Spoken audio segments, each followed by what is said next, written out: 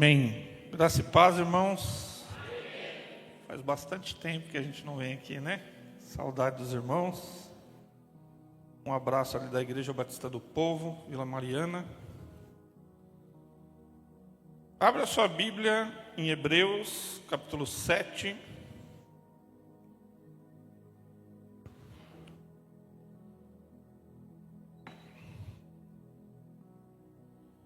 Hebreus capítulo 7, do verso 1 em diante.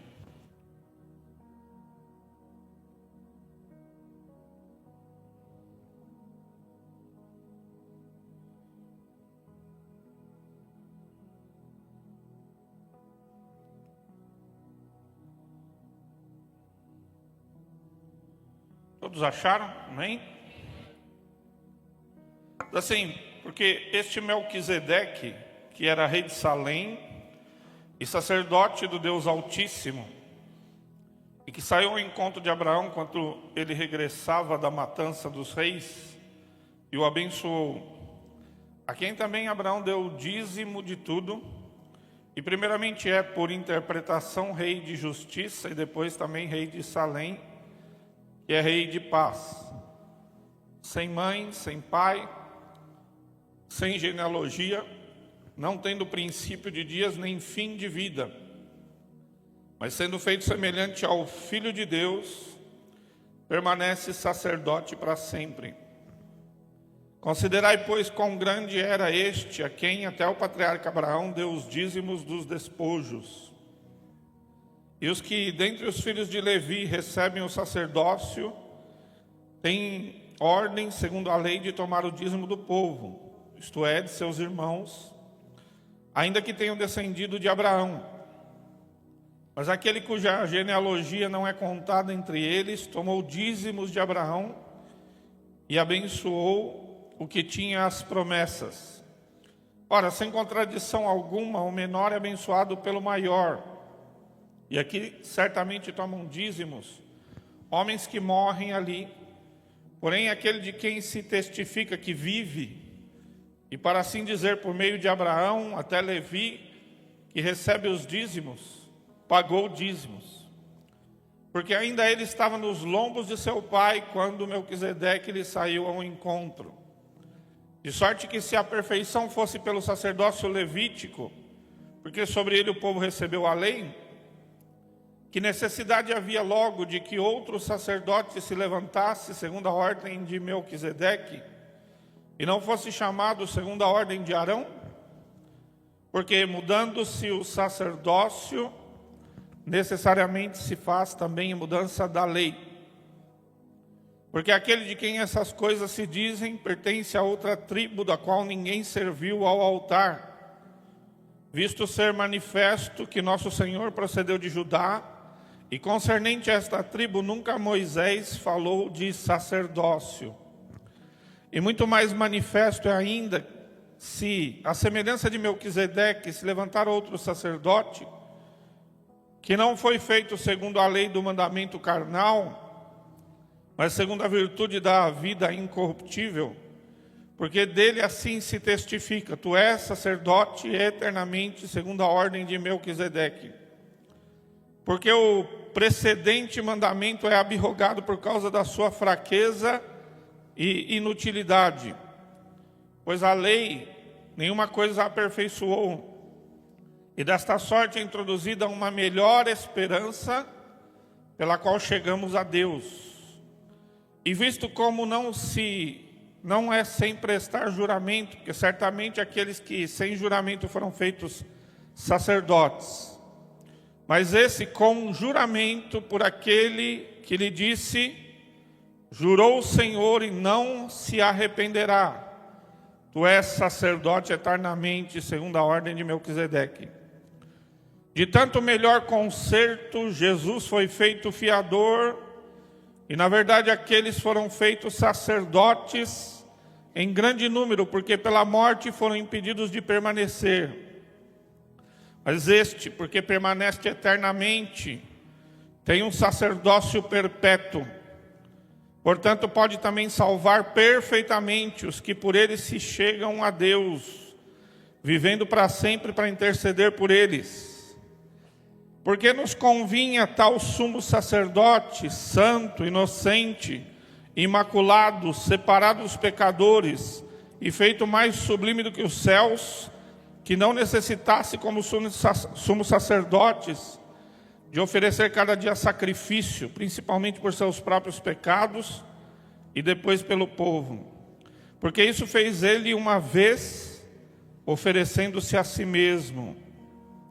Porque a lei constitui sumos sacerdotes a homens fracos.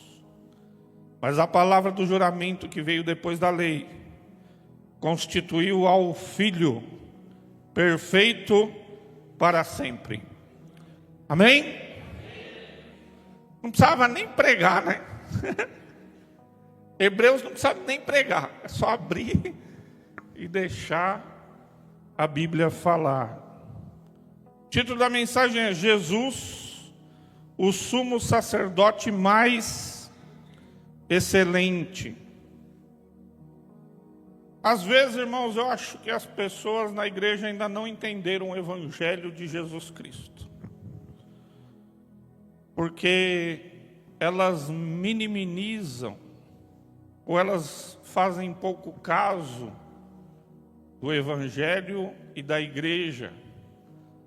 Ou, como muitos fazem, se afastam do Evangelho e da igreja, porque não entenderam muito bem do que é que nós estamos falando. O Evangelho de Jesus Cristo não é só mais uma religião. Nós não estamos aqui para falar de ritos, de rituais, de uma religião que você vai cumprir certos mandamentos para que você seja aceito. Nós estamos falando de uma pessoa, a pessoa de Jesus Cristo. Nós falamos de um relacionamento com uma pessoa, e todas as religiões não falam disso. Elas falam de alguma forma que você vai se esforçar para chegar a Deus. Muitas vezes, uma forma de sacrifício do seu corpo, do seu tempo, às vezes até mesmo do seu dinheiro, para vocês alcançar a Deus. Mas a Bíblia fala de um relacionamento com o Deus Trino, com o Pai, com o Filho e com o Espírito Santo. E o autor de Hebreus, ele tem que explicar também a estes crentes que estavam querendo voltar para a religião judaica, porque também não tinham entendido o Evangelho que eles tinham aceito. Então eles tinham certas saudades. Olha, mas não tem mais templo? Tão bonito o templo, tão formoso. Os discípulos olharam para o templo e falaram para Jesus: olha, como ele é formoso. E Jesus falou: eu vos digo que não ficará pedra sobre pedra. E não fica, e até hoje aquele templo não está construído. Eles falavam assim: mas tem lá Moisés, na religião judaica agora. Não tem mais Moisés. Olha, na religião judaica tem Arão e os seus filhos e descendentes, com aquelas roupas maravilhosas, com aquelas pedras. E agora? Não tem mais. Olha, na religião do Antigo Testamento tinha os anjos gloriosos que foram vistos por Isaías. E o autor de Hebreus já começa logo de cara dizendo: antigamente nos foi falado pelos pais e pelos profetas, mas agora ele nos fala pelo Filho, o qual constituiu o herdeiro de todas as coisas, pelo qual também fez os universos. Ele é a imagem de Deus. Ele é maior do que os anjos. Ele é mais glorioso. Vocês acham os anjos gloriosos? pois os anjos se prostram diante dele. Você acha os profetas gloriosos? Pois ele é o filho do qual os profetas falaram. Você acha Moisés glorioso? No capítulo 3 fala, mas Moisés era servo na casa de Deus. Jesus é o dono da casa de Deus. Você acha Arão glorioso? Pois ele é um sacerdote maior do que Arão. Você acha que os sacrifícios eram muito importantes? Pois ele é maior e melhor sacrifício. Vocês querem voltar porque vocês ainda não entenderam o que é e quem é Jesus. E às vezes os crentes ainda não entenderam o que é e quem é Jesus. Ele é a imagem do Deus invisível, o primogênito de toda a criação, que por ele foram feitos as coisas visíveis e as invisíveis, quer sejam tronos, principados, potestades, todas as coisas foram feitas por ele e tudo é para ele. Se você ainda não entendeu que tudo é para ele, tem que vir na escola bíblica aí, né? O evangelho não é um compromisso mais ou menos do fim de semana. É a nossa vida entregue completamente à pessoa de Jesus Cristo. Não é só uma religião em qual você vai cumprir alguns sacrifícios e rituais. Não é entrega completa de que nada mais tem valor a não ser servi-lo e adorá-lo. Eu lembro sempre da passagem que Jesus faz um duro discurso. Se vocês não comerem da minha carne e não beberem do meu sangue, vocês não têm parte comigo. E aí diz que muitos discípulos foram embora. E aí eu até brinco na igreja, né? Aí Jesus fala assim, não pessoal, volta. Eu vou explicar direito, que vocês não entenderam. Volta aí, preciso de discípulo. Foi isso que ele disse? Ele olhou para os 12 e falou, se quiser ir mais alguém, já aproveita. Você quer ir, já vai. Mas aí Pedro faz uma confissão gloriosa. Para onde iremos nós? Só tu tens as palavras de vida eterna. Por isso, meus irmãos, um crente verdadeiro em Jesus não tem mais para onde ir. Não tem mais um mundo para voltar. O irmão voltou para o mundo, é porque tinha um mundo para ele para voltar. Porque para nós não tem mundo para voltar. Nós entramos no barco e não vemos mais o cais, não é? Nós entramos no barco e aguardamos a vinda de Jesus. Pedro, João, os apóstolos deixaram suas redes e não tinham mais para onde voltar. Lá no final de João eles tentam voltar, não é? Pedro fala, vou voltar a pescar. Os discípulos falam, vamos voltar com você. Até que Jesus lhes aparece de novo. E aí eles veem que realmente não tem para onde voltar. Para onde iremos nós, se só tu tens as palavras de vida eterna? E é este o tipo de sacerdote que é Jesus, mais excelente, e que nos mostra que esses hebreus, para os quais a carta foi escrita, estavam querendo voltar para alguma religião que eles já participavam, por causa de várias questões que eles achavam muito gloriosas. Mas o autor está dizendo para eles que eles não entenderam a glória de Jesus. Eles ainda não entenderam a pessoa do Filho. E há uma grande confusão, inclusive na igreja evangélica. Quer ver o pastor como sacerdote. Quer ver os pastores como sacerdotes. Meus irmãos, não há mais sacerdotes. Ou melhor, toda a igreja é sacerdócio real, nação santa, povo escolhido. Não há mais sacerdotes exclusivos. Nós não vivemos mais no Antigo Testamento, em que só algumas pessoas se manifestava ali o Espírito, sobre só algumas pessoas Deus falava, só algumas pessoas tinham autoridade. Agora toda a igreja é sacerdote. O pastor não é o sumo sacerdote. O sumo sacerdote é Jesus.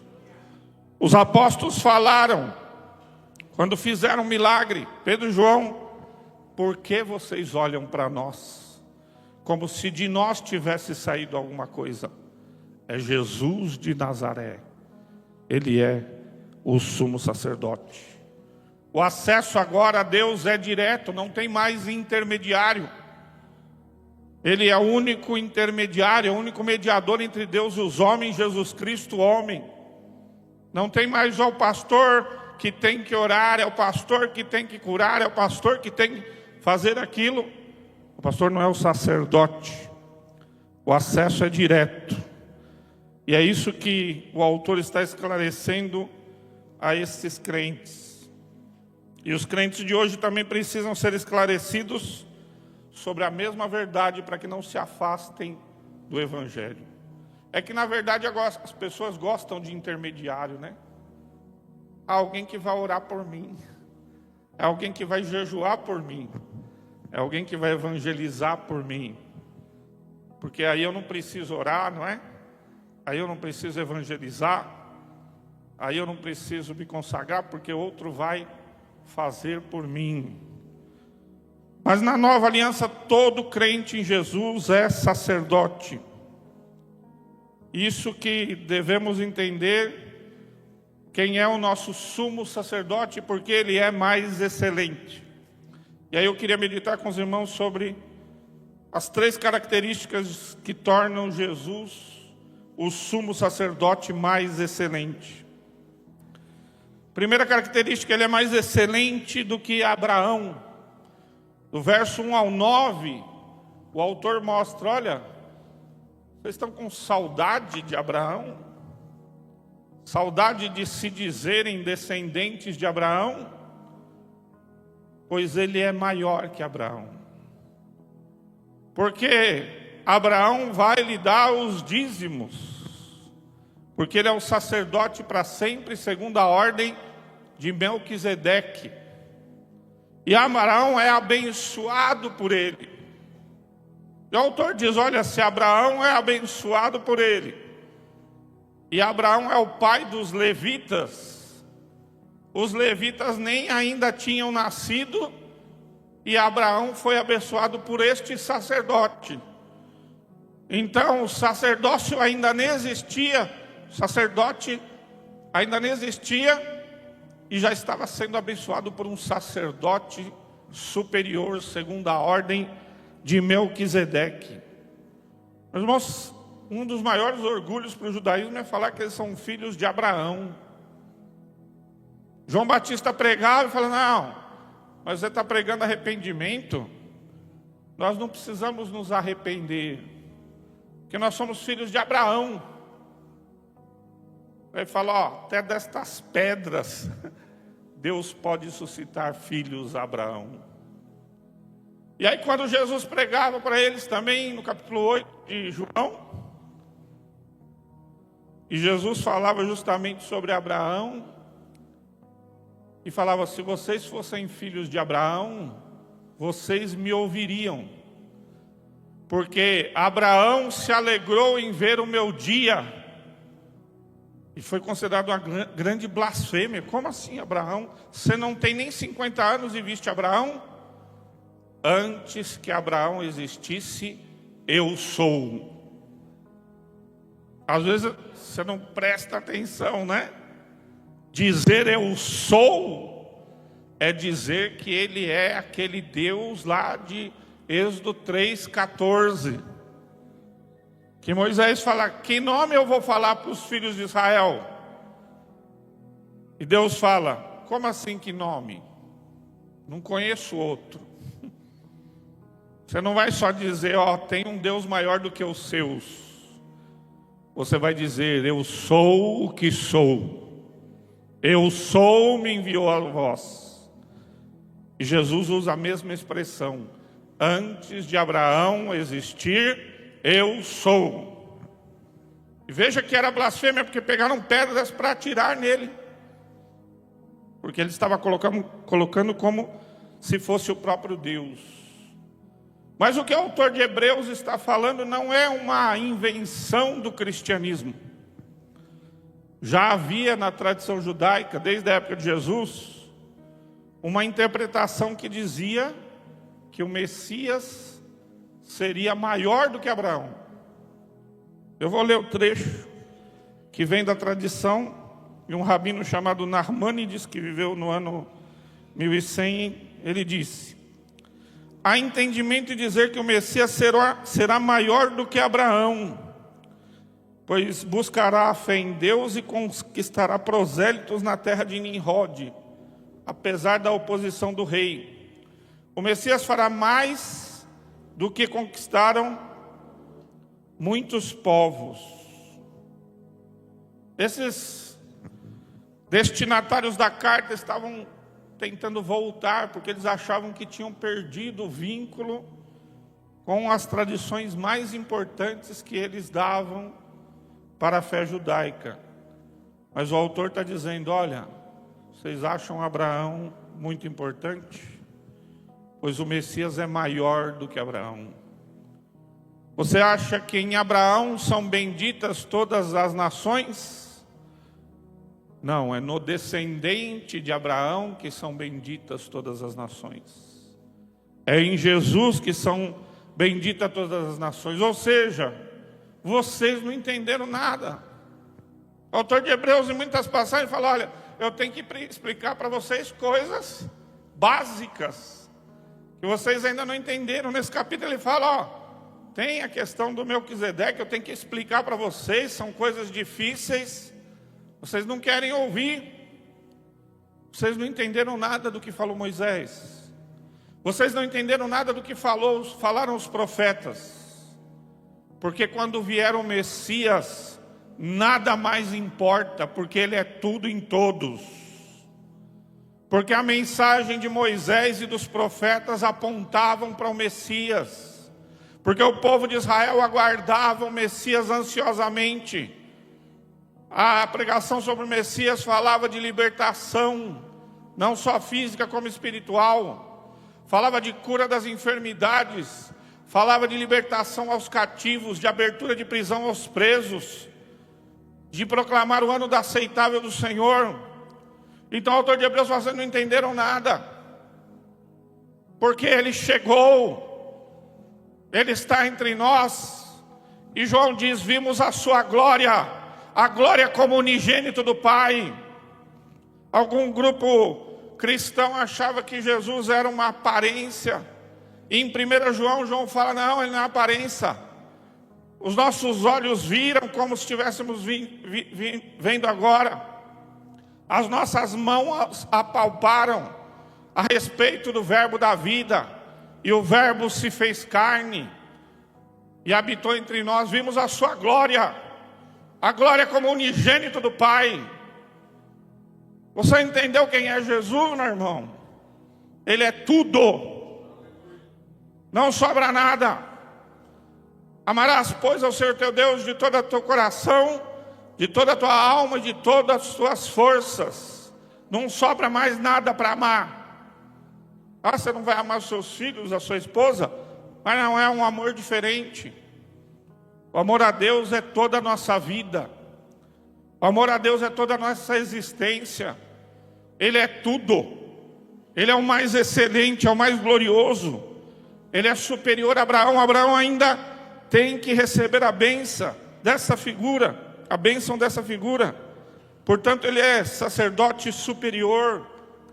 Abraão não quis dar os seus despojos ao rei de Sodoma, que pediu para ele. Ah, você ganhou a batalha e me dá os despojos, te faz um acordo. Não, para você não. Mas para Melquisedeque, o sumo sacerdote, sim. porque ele representa o Filho de Deus. E o Filho de Deus merece todas as coisas. Há pastores e instituições honrando mais aos homens do que a Jesus. Você olha as pregações deles, eles falam de tudo, de política, de economia, menos de Jesus. Curioso que outrora eles falavam de Jesus, mas parece que trocaram de Senhor. Só que a Bíblia diz que não podeis servir a dois senhores. Deus nos pede exclusividade. E Deus não divide a sua glória com ninguém. Nem com pastores, nem com políticos, nem com economistas, nem com sacerdotes, nem com gurus. A glória é dele e para ele. Herodes tentou receber a glória ali. Falava, este homem fala como um Deus. E só porque ele não deu glória a Deus, caiu comido de bichos. Deus não divide a sua glória com ninguém. Se alguém está sendo glorificado, está correndo um grande risco de morrer, porque está tentando substituir o supremo pastor. Os homens têm trocado o pão e vinho da comunhão do Messias com o pão e vinho pervertido da honra dos homens. Mas só Ele é o nosso excelente, mais excelente sumo sacerdote, Jesus, o Messias maior do que Abraão. A segunda característica que torna Jesus um sumo sacerdote mais excelente é que ele é mais excelente do que o sacerdócio levítico. E do 9 ao 21 ele vai discorrer isso. O sacerdócio levítico era muito glorioso. Todo aquele ritual, todas aquelas roupagens, o templo. Se você for ali no Museu Judaico, em São Paulo, você vai ver coisas muito bonitas da tradição judaica. Eu fui lá com um colega, pastor, ele ficou encantado. Ficou tão encantado que falou, Ribeiro, você não se sente atraído por isso, não? Falei, não, porque mais excelente do que sacerdócio levítico é o sacerdócio de Jesus. Aí lá você vê lá o hebraico, o aramaico, as vestimentas. Tem uma igreja que você sabe o nome, que ela construiu um templo aqui em São Paulo, não é?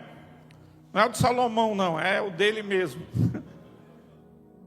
Mas é bonito. Eu não ouso entrar naquele lugar. Mas é bonito. Aí tem lá um cara vestido de sacerdote.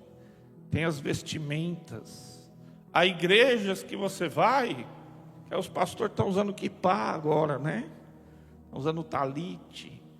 Tem um monte de coisas judaicas no púlpito, não é? Isso não tem nem nada a ver, nem com o Antigo Testamento, nem com o Novo Testamento. Tem a ver com um judaísmo moderno que está ainda mais distante da Bíblia do que você imagina.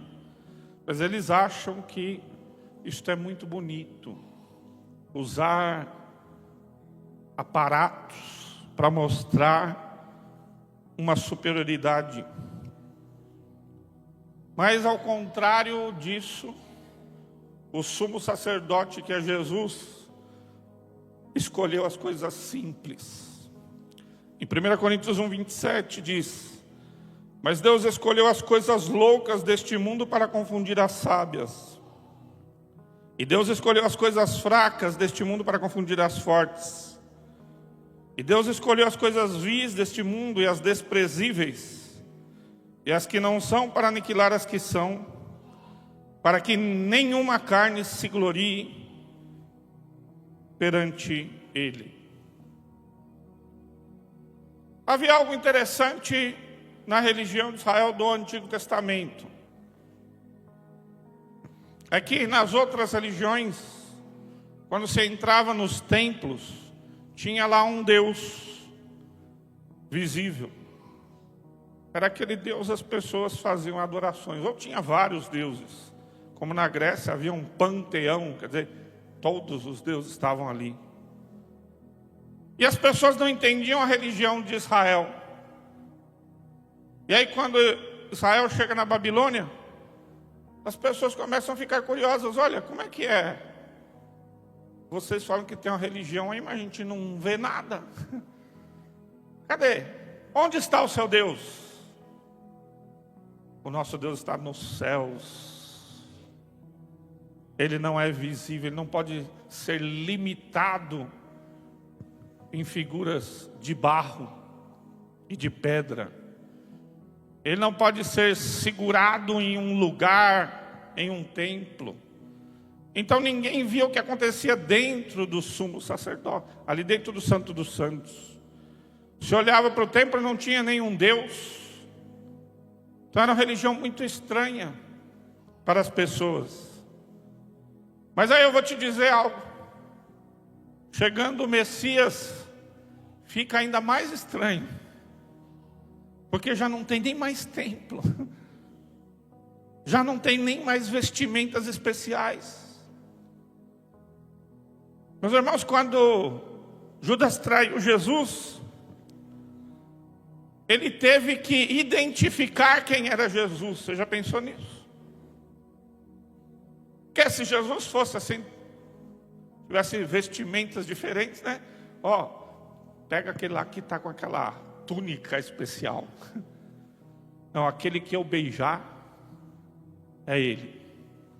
Porque Jesus se vestia como qualquer discípulo, como qualquer pessoa. Não se conseguiria identificar Jesus pelas suas vestes. Ele não tinha onde reclinar a cabeça. Um discípulo diz: eu vou te seguir. Ele falou: ó, cuidado aí. O Filho do Homem não tem onde reclinar a cabeça. A igreja torna ainda mais estranha, porque a palavra igreja nem significa lugar. Em nenhum texto do Novo Testamento a palavra igreja significa lugar. A palavra igreja significa pessoas reunidas. As pessoas podem se reunir em qualquer lugar e ali estará a igreja. Como deve ser a igreja? Quando alguém entra da igreja, ele não vê nada. Ele não vê um ídolo. Ele não vê um homem diferente dos outros homens. Ele não vê glórias humanas. Não vê ouro, não vê prata. Não vê nenhuma diferença para todos os outros. Falar: mas o pastor está de terno, bonito. Qualquer um pode comprar esse terno aí. Ou não, não sei, não é Gabbani, aqueles lá não, né? Vai que... Qualquer um. E os crentes têm costume de usar terno. Mas não há uma diferença. Nós não temos aquelas roupas pomposas das religiões. Se você for na sinagoga, o rabino está vestido muito diferente. Se for na igreja ortodoxa grega, o cara está cheio de coisa parafernália. Se você for na igreja católica, tem um padre vestido de aparatos, tem um monte de ouro, um monte de deuses. Mas aqui não tem nada.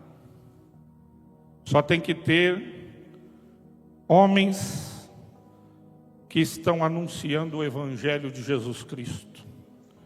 Não tem levitas, como a gente às vezes costuma chamar, né? Não, são pessoas tocando instrumentos para levar a igreja à adoração. Paulo fala que os homens nos considerem ministros de Cristo e dispenseiros do seu evangelho. Em outras palavras, somos aqueles que servem a mesa. A mesa não é nossa. A casa não é nossa. Nós não somos os sacerdotes. Nós só somos os servos que servem a mesa. A glória não é vista por fora. A glória é vista por dentro. Porque Paulo fala que devemos olhar para as coisas espirituais e comparar coisas espirituais com espirituais. O autor de Hebreus está dizendo: vocês não estão vendo mais nada, né? Vocês queriam ver o sacerdote com as pedras. Vocês queriam ver a mitra escrito santidade ao Senhor. Vocês queriam ver os rituais, os templos. Não tem nada. Mas tem aquele que é mais glorioso do que todas as coisas. Porque o nosso Deus está nos céus. A nossa cidade está nos céus, de onde nós aguardamos o nosso Salvador, que é Cristo, que transformará o nosso corpo corruptível em um corpo de glória. Se você quer entrar numa igreja evangélica e ver alguma coisa, está errado. Aqui não tem nada para você ver. Se você quer entrar numa igreja evangélica e adorar alguém, aqui não tem nada para você adorar, a não ser o Rei dos Reis e o Senhor dos Senhores. Se você tem saudade das glórias do mundo, se você tem para onde voltar, Jesus fala, então vai. Porque quem não comer da minha carne e não beber do meu sangue, não tem parte comigo. Com o passar dos anos, este próprio sacerdócio levítico se tornou corrupto. Começaram a amar mais as riquezas do que se preocupar com os órfãos e com as viúvas. E também, meus irmãos, no cristianismo primitivo, havia mais simplicidade. Durante quase 300 anos, nunca se achou um prédio chamado igreja. A primeira igreja, como uma construção, foi achada no século III, na Síria, em uma cidade chamada Dura Europos. Em toda a história, até quase 300 anos, não se tinha nenhum lugar para você falar que era uma igreja. O evangelho era muito mais simples. E assim que deve ser. Um homem pregando o evangelho e apontando para o sumo sacerdote, que é Cristo. Pessoas tocando instrumentos, mas levando a adoração a Cristo. Pessoas ensinando, mas levando a adoração a Cristo. Uma igreja evangélica tem que ser esvaziada da glória humana, para ser cheia da glória de Deus. Uma igreja evangélica deve mostrar que o sacerdócio levítico foi muito importante, mas vindo o Messias, tudo isso não vale mais nada. Paulo fala, eu era fariseu de fariseus, da tribo de Benjamim, daqueles que eram e que estavam comigo, eu superava todos, mas considerei todas essas coisas como esterco. Desculpa, é a palavra que ele usa lá. No grego é até pior, mas esterco serve para ganhar a Cristo. Tudo isso para mim agora não vale mais nada. Paulo era para ser rabino, era para ser o rabino dos rabinos, mas ele falou, eu encontrei Cristo, e agora tudo isso para mim não significa mais nada. Quanto mais pudermos tirar a atenção de nós mesmos, quanto mais formos espelhos que reflitam a glória do nosso Senhor, melhor, porque aí estaremos mostrando Cristo. Não há sacerdotes nesse sentido na igreja evangélica, há só ministros, servos com autoridade concedida pela igreja e reconhecida pela igreja de Jesus o Messias. Por último, terceira característica que torna Jesus um sumo sacerdote mais excelente é que ele é o autor de uma mais excelente aliança. Do verso 22 ao 28 ele vai falar isso. Jesus é o autor de uma mais excelente aliança. Quando eu estava defendendo ali o meu mestrado na USP, Departamento de Estudos Judaicos, e eu dei uma de louco falar de Isaías 53, no Departamento de Estudos Judaicos. E aí eu já sabia que teria alguns problemas, e um dos problemas foi que eu coloquei, assim, Antigo Testamento, e uma nota de rodapé. Estou utilizando o termo Antigo Testamento, porque é um termo que já se consagrou no meio acadêmico. Não adiantou a nota de rodapé. O professor lá, judeu, falou, você não pode usar o Antigo Testamento, tem que usar a Bíblia hebraica. Eu falei, professor, mas tem uma parte da Bíblia que é aramaica, o senhor sabe, né? chama Bíblia Hebraica e Aramaica, ele já ficou meio assim.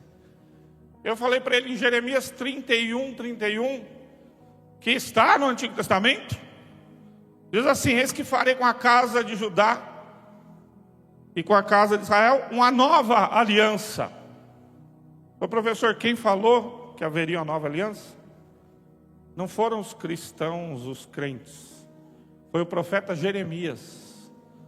Eu farei com vocês uma nova aliança, e não conforme as fiz com seus pais, porque agora a minha aliança estará no vosso coração. E esta palavra nova aliança, que está lá no Antigo Testamento, que é uma palavra, uma expressão hebraica, né? Habrit Hadashah, ela foi traduzida como Rekaine de Atzeke. É o que você tem aí na sua Bíblia chamado Novo Testamento. Quando Jesus estava na ceia, na primeira ceia, o que ele diz? Este é o Novo Testamento no meu sangue. Por que ele falou isso, irmãos? Ele está falando de Jeremias 31. Fácil decorar, hein? Jeremias 31. Esta é a nova aliança. Uma nova aliança. Isso que eu contei ilustra o quão também foi difícil para os judeus da época de Jesus e dos apóstolos ter que largar tudo. Eu acho interessante não só que eles foram contra o Messias, mas eu entendo que eles nem queriam um Messias. Eles não queriam nem um Messias que eles achassem que fossem verdadeiro, porque eles sabiam que vindo o Messias, toda a religião deles não valia mais nada, todos os rituais não valiam mais nada, o templo não significaria mais nada. Talvez até alguns crentes e pastores nem querem que Jesus volte, porque ele voltando, aquilo tudo que eles construíram como seu reino não vale mais nada. A glória agora não poderá ser dada mais a eles, e somente aquele que é o único digno de glória. E como eles querem glória, eles não querem o Messias. Eles rejeitam o Messias. Mesmo havendo promessas no Antigo Testamento, mesmo havendo profetas, mesmo havendo essas interpretações antigas sobre o Messias, dizendo que ele traria uma nova lei, que ele seria superior a Moisés, que ele seria superior aos anjos, que ele seria superior a Adão. Isso tudo estava já interpretado, mas mesmo assim eles não aceitavam. E os destinatários da carta aqui estavam com dúvida sobre a fé em Jesus o Messias, porque eles também não estavam entendendo essas características particulares do Evangelho. Eles não entenderam ainda a importância da nova aliança. Eles ainda estavam presos na antiga aliança. Mas agora o próprio Messias promulgou a nova aliança. Isto é o Evangelho. Evangelho não são só aqueles 4 livros que a gente chama de Evangelho. Paulo fala, Deus pré-anunciou o Evangelho a Abraão. E na teologia a gente aprende que o Evangelho começa em Gênesis 3,15. Porém, inimizade entre ti e a serpente, entre tua descendência e o seu descendente. Ele ferirá a cabeça e tu lhe ferirá o calcanhar. É o proto-evangelho. Gênesis 3,15. E este evangelho falava de alguém que é o Messias. E se cumpriu, então ele trouxe uma nova aliança. Só que é preciso entender essa nova aliança. A aliança mais perfeita. A aliança feita com Moisés e os israelitas, ela tinha o seu prazo de validade, porque ela nos anunciava ao Messias. Ela não acabou, ela não se encerrou, mas ela foi cumprida. Paulo fala, o fim da lei é Cristo para a justiça de todo o que crê. O fim não de término, no grego é o fim no sentido de propósito.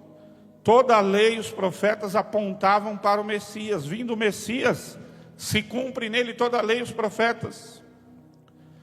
Paulo fala, a lei nos serviu de aio. Estranho, né? A palavra aio. A palavra é paidagogos, ou no português a gente usa o pedagogo.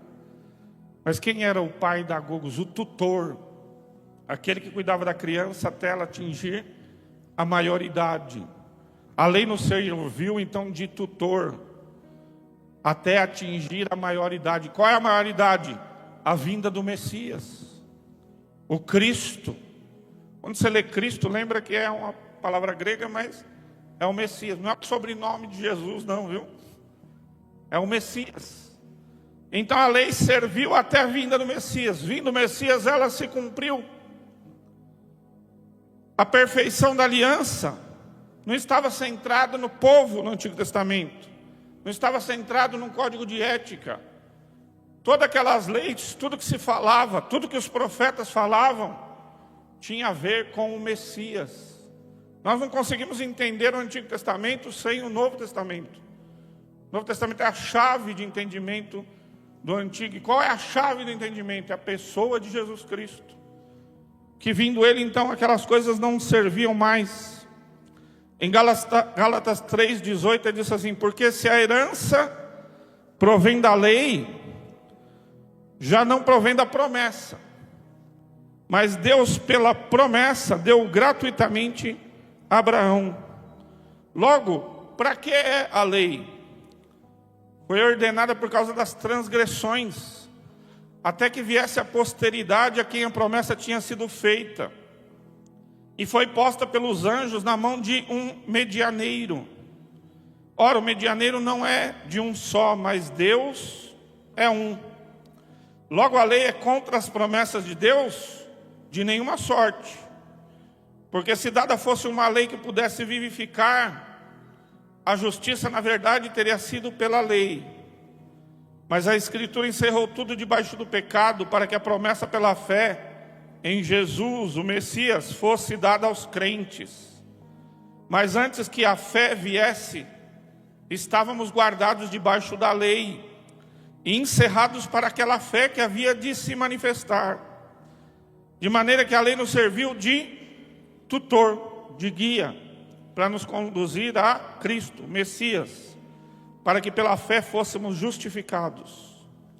Mas depois que a fé veio, já não estamos debaixo do tutor, porque todos sois filhos de Deus pela fé em Cristo ou no Messias Jesus. Está claro, né, irmãos? Às vezes vem uns ateus aí, agora está moda ateu, viu? Os ateu youtuber, ateu teólogo. Sabe mais da Bíblia que a gente. Não conhece nem o alfabeto grego e hebraico, mas eles acham que sabem mais. Eles falam: vocês não comem camarão. Vocês não fazem não sei o quê. Eu falo: mas você não entendeu nada. Você não leu Colossenses 2,15? Todas essas coisas são sombras das coisas que haviam de vir, porém o corpo é de Cristo. Você tem que reclamar isso com os judeus. Por que eles não observam várias leis? Para o cristão, nós entendemos muito bem, está claríssimo aqui. Findo este momento do primeiro mandamento do Antigo Testamento, se inaugura uma nova era, a era do Messias, a era messiânica. O que serve do velho aliança são as questões éticas e morais. Todos os rituais passaram, porque o fim da lei é Cristo para a justiça de todo que crê. É fim de acabar? Não, é fim porque alcançou o seu objetivo. Alcançado o seu objetivo, não precisamos mais obedecer aqueles mandamentos. E é isso que é o Evangelho, não é uma série de mandamentos. Mas é lógico que assim como a lei foi distorcida pelos seus herdeiros, o Evangelho também é distorcido por muitos que dizem pregá-lo. O Evangelho não é uma série de rituais que devemos obedecer. Não é uma série de rituais vazios. Como eu disse, está centrado em uma pessoa. O Evangelho é um relacionamento com Deus. E também era profetizado isso no Antigo Testamento.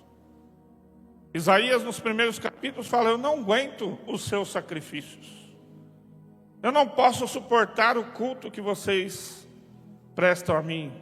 Os sábados que vocês comemoram, eu odeio essas coisas.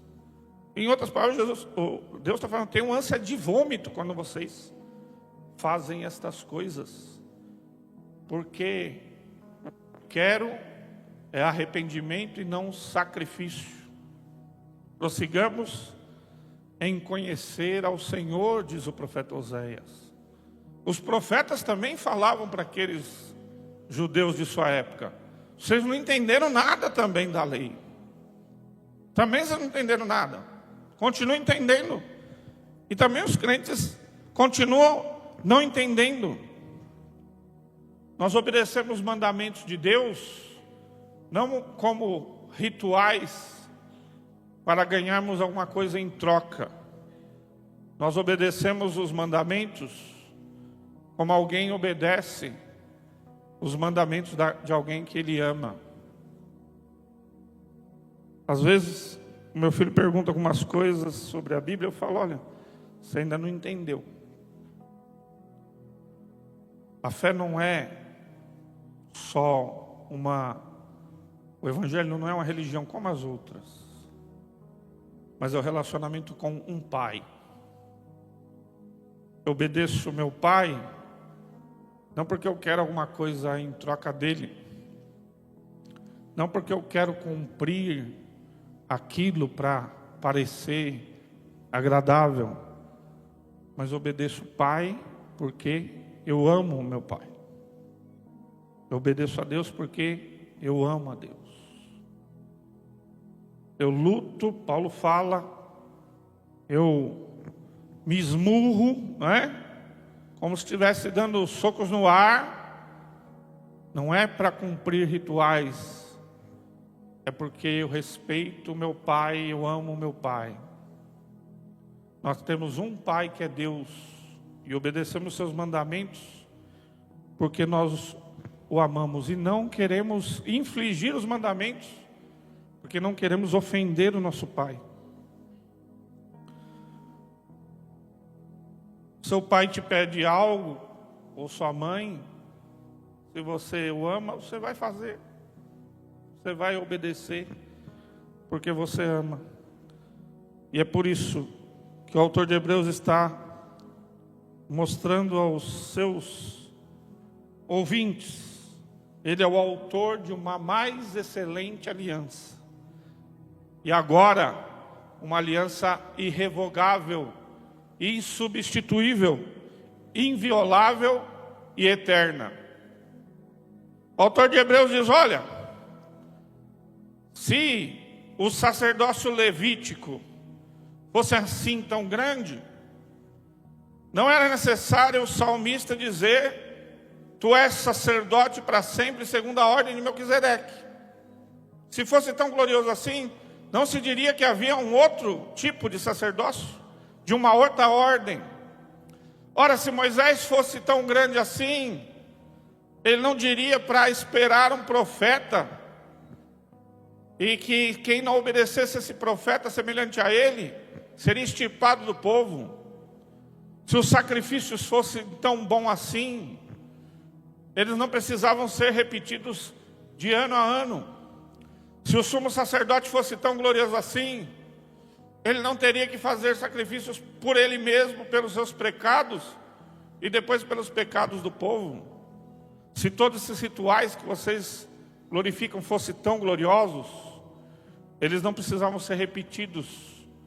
Se eles tivessem eficácia, o autor de Hebreus vai dizer em várias passagens, eles serão feitos uma vez e acabou. Mas o sacrifício de Jesus é muito maior e muito mais perfeito, porque ele de uma vez por todas entrou, não neste santuário terreno, não neste templo glorioso que vocês veem, ele entrou no verdadeiro, cuja imagem Moisés viu e replicou na terra. Porque Deus falou: veja um modelo e replica aí no tabernáculo. Olha, Moisés fez a partir de um modelo, Mas Jesus entrou no verdadeiro.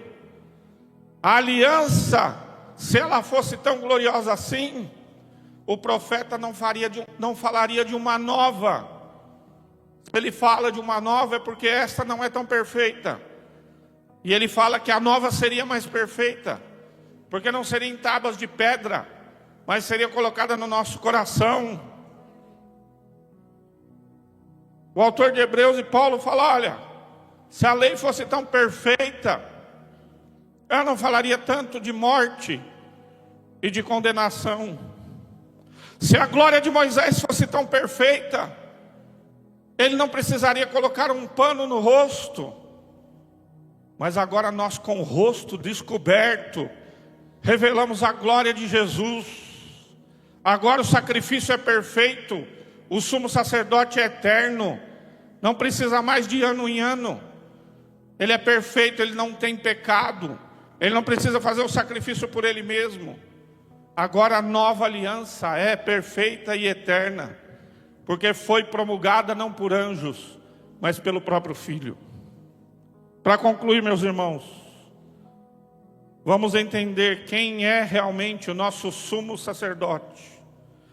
Quando celebramos a ceia, nós lembramos das palavras de Jesus: este é o novo testamento do meu sangue. Paulo fala: eu recebi do Senhor que também vos entreguei.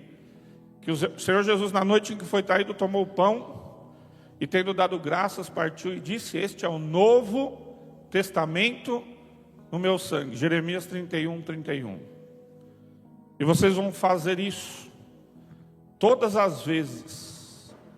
E todas as vezes que beberdes do suco e comerdes do pão, anunciais a morte do Senhor até que Ele venha. A ceia é memorial eterno para lembrarmos, e é profético que estamos anunciando a sua volta. Ele fala: eu não beberei do fruto da vide até que eu beba no reino do meu Pai. Os dons vão cessar, não vão? As línguas vão cessar. A ceia não, porque Ele vai beber conosco na casa do Pai, porque Ele é mais excelente que Abraão. Olha que importante a história de Abraão, mas ele é mais excelente. E aí o autor de Hebreus fala: então vocês já não são mais filhos de uma legislação, de uma lei. Vocês são filhos da promessa, porque no Cristo se cumpre a promessa. Nada pode nos separar da promessa, da herança que temos como filhos de Abraão, não pela carne, mas pela fé em Jesus. Ele é mais excelente do que o sacerdócio levítico, portanto, podemos confiar em uma substituição perfeita. O sacerdócio levítico era incapaz de substituir os nossos pecados, porque era uma intermediação imperfeita. Os sacrifícios mediados pelos sacerdotes eram provisórios, mas o sacrifício propiciado por Cristo é mais excelente, porque Ele é o sumo sacerdote aceito pelo Pai. E Ele é autor de uma mais excelente aliança. A antiga aliança é perfeita porque aponta para Cristo, o Filho do Deus vivo. Mas vindo o Messias se cumpre os termos da aliança, e o objetivo da antiga é alcançado na pessoa de Jesus. Os que nele creem estão agora debaixo da promessa, aguardando somente o tempo em que Ele entregará tudo ao Pai. Fique em pé, vamos orar.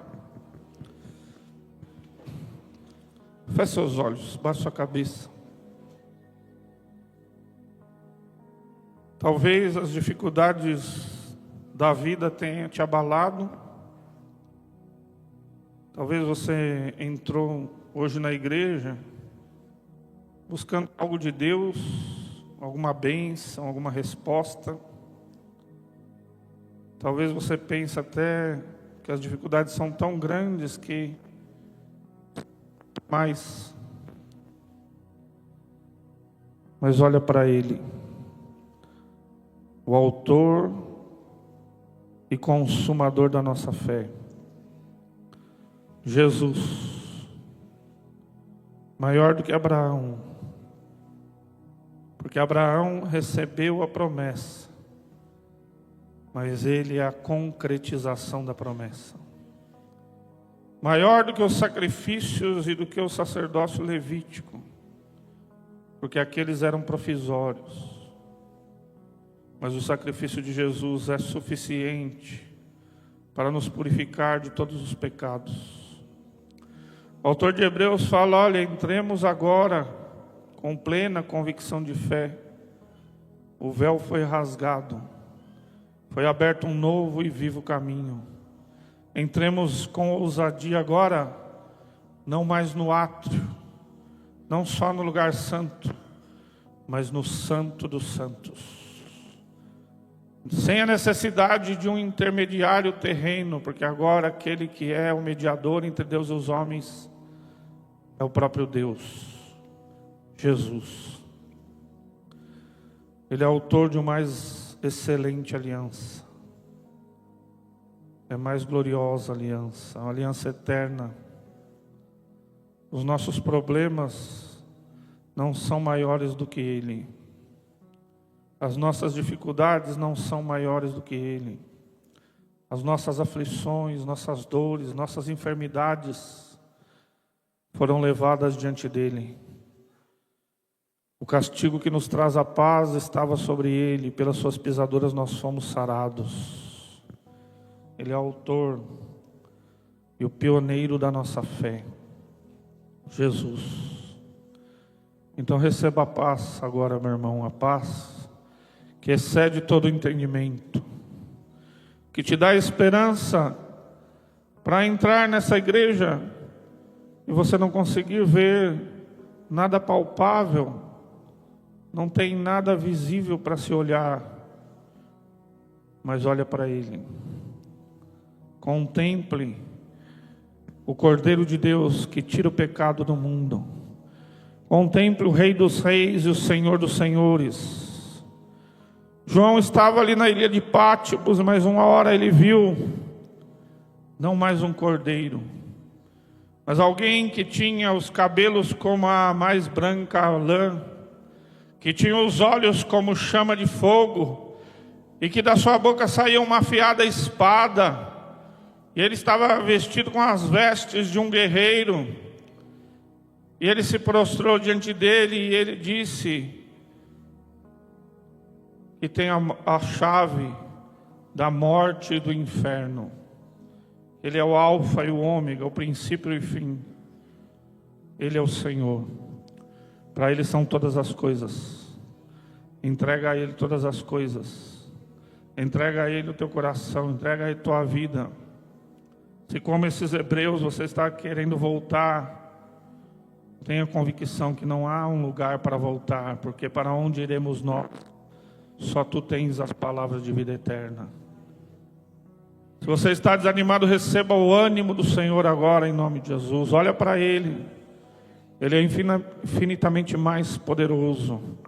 O autor de Hebreus vai dizer: nós não temos um sumo sacerdote que não possa se compadecer das nossas dores, porque Ele em tudo foi tentado, mas sem pecado.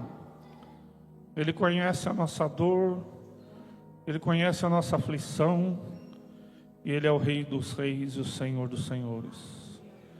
Te louvamos, ó Deus, te adoramos, glorificamos o Teu santo nome, Senhor, porque este é o Evangelho glorioso que um dia nos foi anunciado, o Evangelho de Jesus o Messias, o Rei, o Senhor, o maior, o mais excelente sumo sacerdote, que se compadece das nossas fraquezas, que pode nos atender, que pode nos responder, que é poderoso para fazer infinitamente mais do que tudo que pensamos e pedimos, segundo o Teu poder que opera em nós, que instituiu a Tua igreja, Deus, cujas portas do inferno não prevalecerão contra ela, Senhor. Nós Te louvamos, porque um dia o Senhor nos chamou e nos trouxe para o Teu reino, para a nova aliança do Teu Filho. Te agradecemos, Te louvamos, glorificamos o Teu nome, em nome de Jesus. Amém. Deus abençoe os irmãos.